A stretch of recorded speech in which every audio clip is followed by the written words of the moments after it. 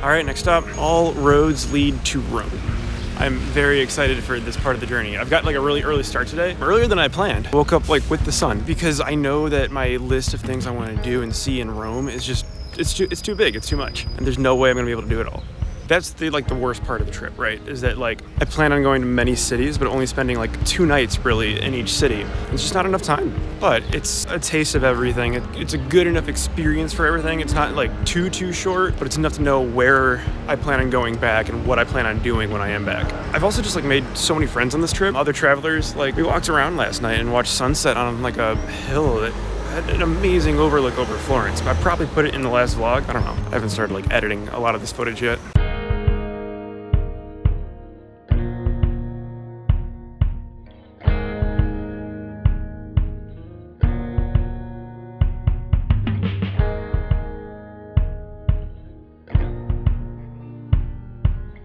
We did it. We are in Rome, the eternal city. Like, I can't begin to explain how excited I am. Just like, there's so much history in this one city. Chicago's got some cool history, I guess. Like Chicago, we hosted the World Fair like once or twice, right? But Rome, so much that happened like right here in this city.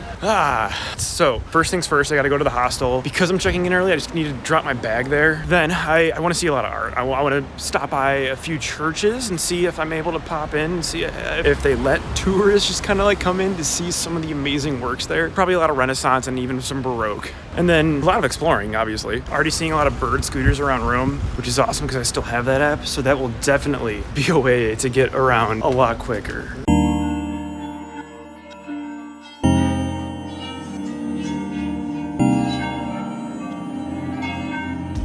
First stop, Santa Maria della Vittoria. Nice looking church, but what I really want to see is inside.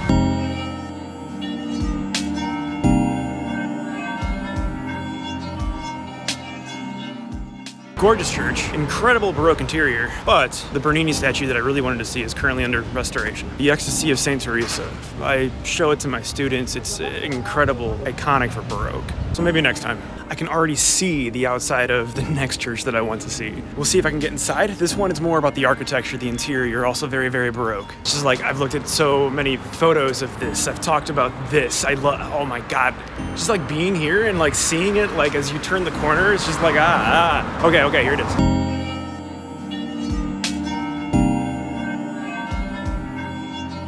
San Carlo alle Quattro Plantate, St. Charles of the Four Fountains. This one's designed by Borromini, also very, very, very Baroque. It's on a busy street. I'm gonna try to put a mask on, be quiet. Let's go inside.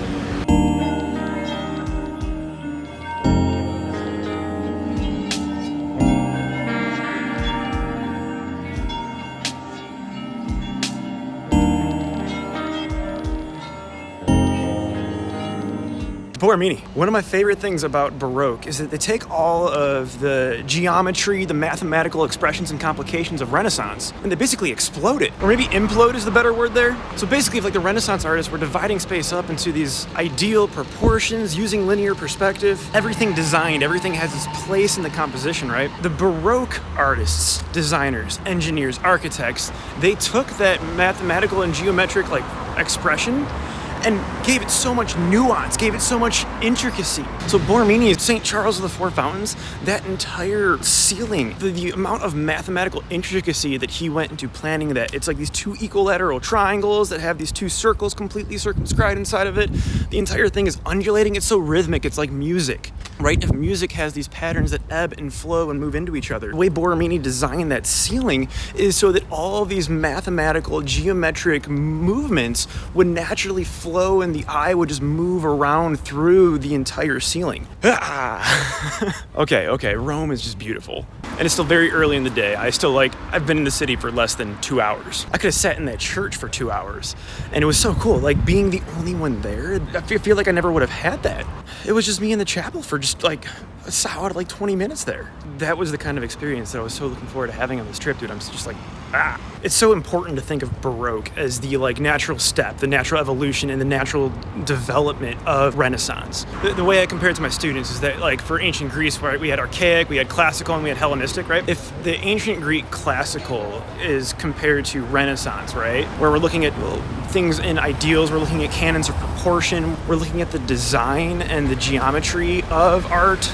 Then Baroque is Hellenistic, right? So the Hellenistic period for ancient Greek took classical art and complicated it, made it even more like energetic, chaotic, moving, and that's what Baroque did. Baroque was a lot more about capturing the moment of movement, the moment of happening.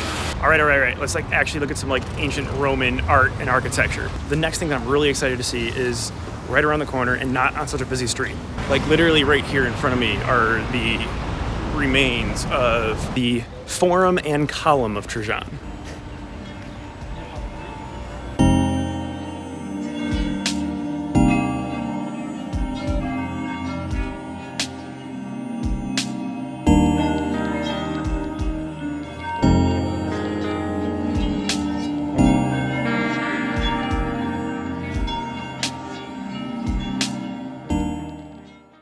All right, so Emperor Trajan, right? Famous for expanding ancient Roman Empire to its greatest extent, to its greatest boundaries, had won a big war against the Dacians, and with the loot and spoils of that war, built this ancient forum, which is basically this big plaza, this big town square, big public space, right? So this column here, this column was built and meant to be his tomb. Down at the bottom is where he would have been buried, and then there's a spiral staircase that goes all the way up, and there would have been a statue of him at the top. Would have been if the Christians didn't come in and replace it with the statue of St. Peter. Spiraling up the column are just registers of many figures, like relief sculptures of battles, of wars. It's a really awesome piece. But what I'm looking at right now is the market. Hold on.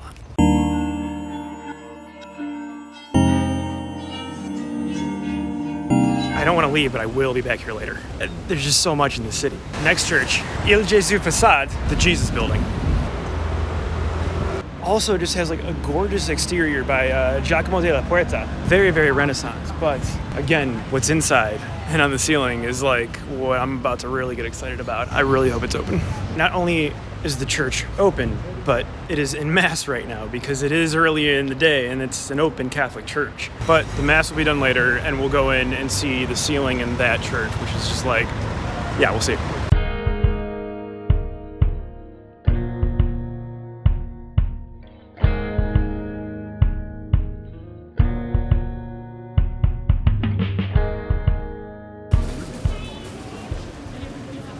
So again, just like on a list of places that I have seen a lot of in photos, in videos, movies, like for my whole life. And to be here, it's unreal. This one obviously does have a lot of people around, which is good. A lot of the European Union is able to travel pretty easily right now. So I met travelers from Portugal, I met travelers from Barcelona, I met travelers from the Netherlands, from Germany, just not many Americans, not many from overseas.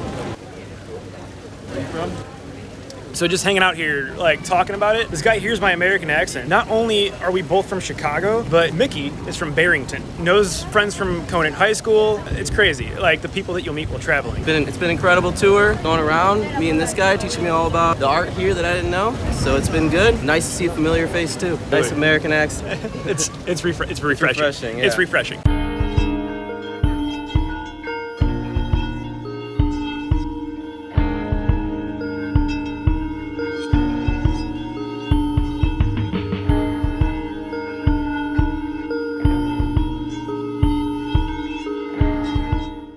I love it. It's like crazy. Like one of the first Americans that I meet on this trip, and he winds up being from the Chicago suburbs where I'm from. Like not just recognize your American accent, not just, oh, you're from Chicago, like, oh, actually from the northwest suburbs. So we walked around a little bit, saw the Spanish Steps, exchanged contact info, and might try to meet up later. He's on a really like free-form trip. He has 2 months before he leaves with the Army. He just came over here for 2 months, got transportation figured out, had hostels figured out, and could be on a whim. So he's headed to the Vatican right now. He's riding a scooter there, which is, I'm excited that's an option. We exchanged contact info, added each other on Instagram and the like. We'll potentially be meeting up later to go find more places to hang out. This is like another thing that you see in, yeah, hold on.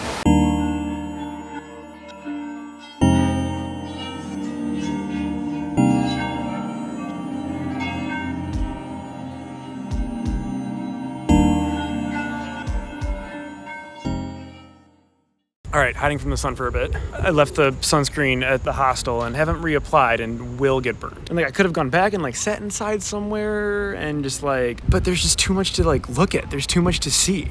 Like why sit inside when I can sit in front of like this and this? And like it's, you know, looking at like the Forum of Trajan, the marketplace of Trajan, right? It's like a big theme of this trip. A lot of the stuff that we're seeing is about architecture, design, arts, coming together to create spaces of community. Like the Venice Biennale asking, you know, how will we live together? So I'm like walking through Florence with some of my friends that I made, and like everyone, we just keep commenting on how amazing it is that there's so many big public spaces where people just have so much space to walk and sit and just be together, right? That's what the Renaissance was all about, was building public spaces like that, and that came from the Greco-Roman ideas, right? Athens, where we're going to be in a few days, starting with the Agora that I'm absolutely going to, like the birthplace of democracy, but thinking about how democracy gets applied to public space, right? You know, like you compare like a design of that like to the design of Chicago, right? Chicago is on a grid system where the entire city is this just, you know, rectilinear grid. Because Chicago was designed not to bring people together. Chicago was designed for real estate. They wanted it to be easy to sell property. They wanted it to be easy to sell real estate. They learned from the really organic designs of the United States East Coast, right, of New England. Chicago's not designed in a way that fosters people being together.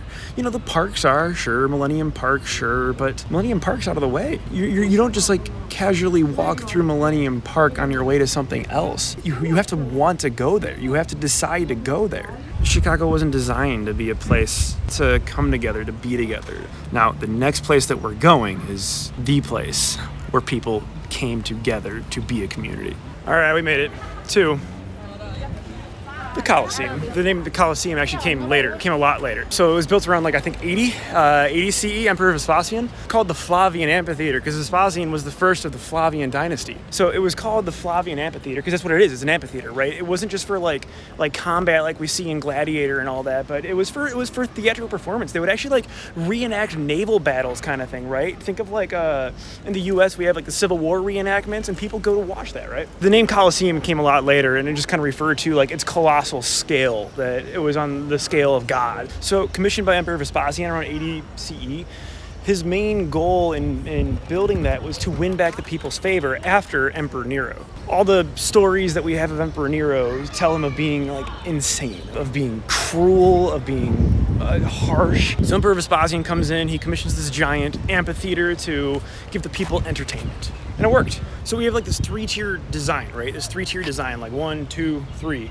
that goes on to influence the Renaissance architects that I was like pointing out in Florence. But a pretty cool part about it, right, is that we have different columns, right? We have a different column on each of the tiers, right? We got Tuscan order down here, which is a very simple style. We got Ionic order up there with the volutes, right? Get a little bit more complicated, and then Corinthian all the way up at the top. This one, I'm very excited to be going inside. They've got like graffiti, like stones that still have like scratched in graffiti from spectators from like way back in the Empire. Like that one's literally just like the Libra symbol, like someone was a Libra and wanted people to know. This is cool, like relief sculptures that like were in the Colosseum originally. This is the first time all trip that I've like run into tour guides as I'm like explaining something, as I'm talking about something, and there's a tour guide who is also like talking about it.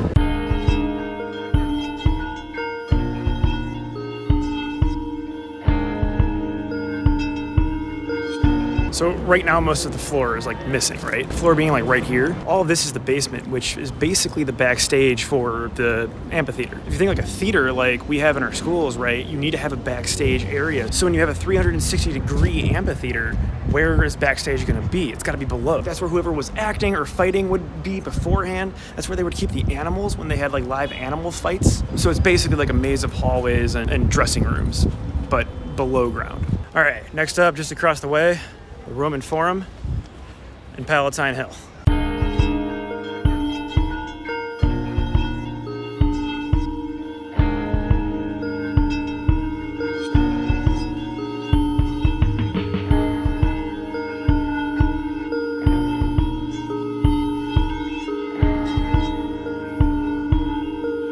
Yeah, I'm gonna be a little bit burnt for the next few days. That one's on me. Just like walking around here feels like the coolest thing ever.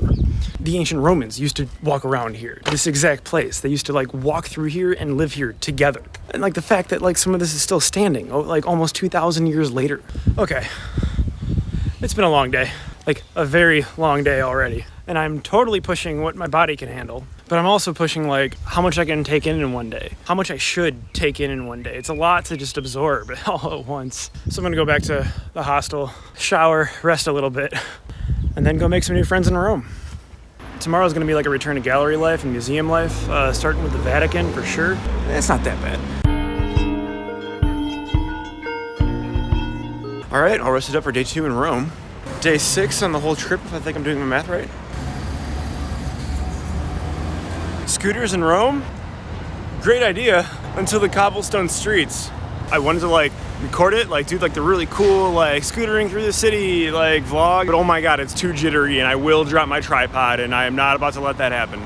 We made it to the Vatican, which like I think is like the only country in the world that is completely surrounded by another country. Maybe, I don't know. There's like a lot of really goofy trivia about the Vatican as a country because no other countries do what the Vatican City does as a country. Am I gonna need my passport to walk in? Once again, like incredibly excited to be here because some of my favorite pieces of art from the entire Renaissance and before that are here. It's mask only inside, so I probably won't be narrating too much, right? I'm like really excited.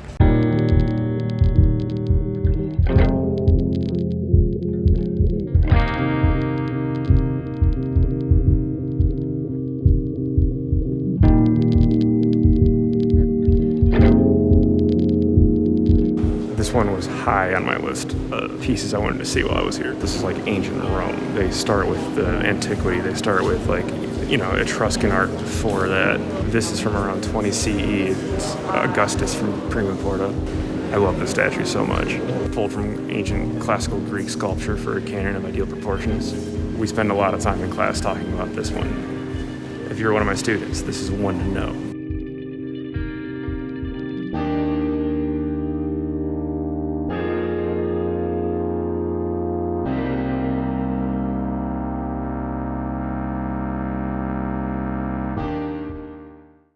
All right, this one's a bummer. The Apollo Belvedere is under restoration. Can't be too mad when some of my favorite pieces aren't available to view because they're under restoration, because that's what literally, like, it's the only reason why they're still here to see. Like, this one has undergone restoration many, many, many times. Like, when it was rediscovered in, like, the 1400s, it was already in pieces, so they had to restore it. It's, like, offset because of the cloak, so would love to be pointing at it and talking about that, but I love the sculpture. Have to come back some other time.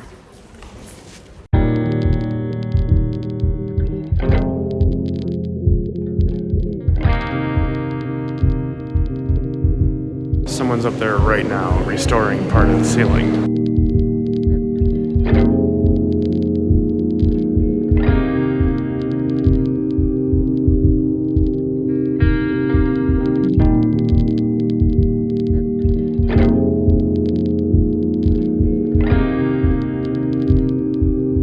All right, this, one of my all-time favorites. Like, I've had a print, like a poster of this frame in my bedroom for like years now. Fresco mural, Raphael, we're in a room that would have been a library, and there are 4 murals, like there's a mural on each wall, and they represent the different fields of study. So this was philosophy, and it's called the School of Athens because he is featuring a bunch of ancient Greek philosophers. Like, just the way the whole thing is laid out, structurally, the composition, like, everything has meaning to it, like where people are in the composition, which philosophers are on which side or the other. One of my other favorite parts about it, he used other Renaissance artists as models for his. Michelangelo, right down here. Leonardo da Vinci, right over here. He even hid himself in the painting. And like one of my other favorite stories, right, is that like Raphael painted this 1508 to 1511 when the Vatican was hiring tons and tons of amazing artists to come and paint their walls, right?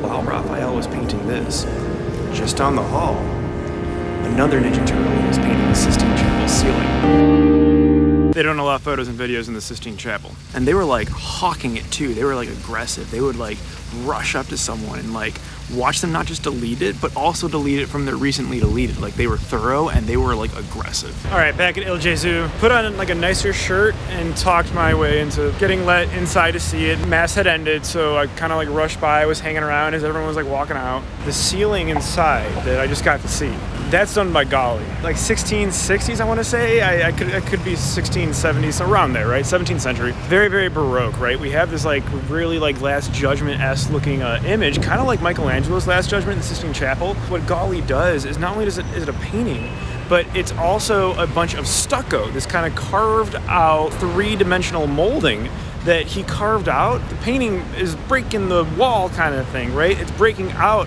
and coming at you. It's that moment of movement that is so Baroque that Gali captures. It's like, oh man, it was massive. I had seen it before, and we've seen a handful of churches so far.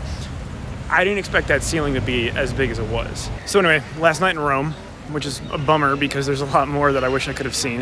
If I were to have more time, Catacombs of Priscilla, like you can literally just like walk in there, right? A handful of other churches. I'm bummed that St. Teresa in Ecstasy was under restoration. I'm bummed that the Apollo Belvedere was under restoration. And I would love to go to a number of the National Roman museums. They have so many other cool pieces, like the ancient Greek seated boxer that I teach about, so my students might be familiar with. I was naive. 2 nights in Rome, 2 nights, oh my God, not enough time.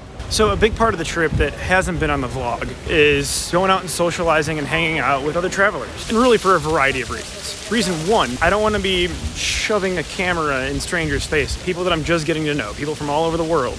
And I'm not going to be like, hi, welcome to my vlog. I'm not going to do that. Reason two, I really value being with people and meeting new people. The conversations that you get to have with people from completely different countries all over the world. Travelers, where you're all in a new country together. It's an incredible experience where you are all in between and in this moment where you are in a completely unfamiliar setting, but you get to make some really cool friends that come from completely different lifestyles.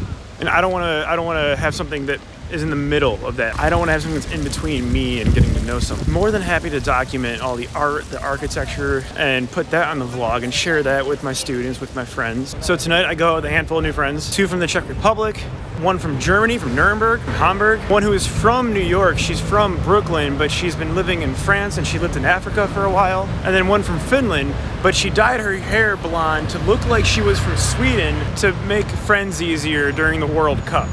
But anyway, Rome has been amazing.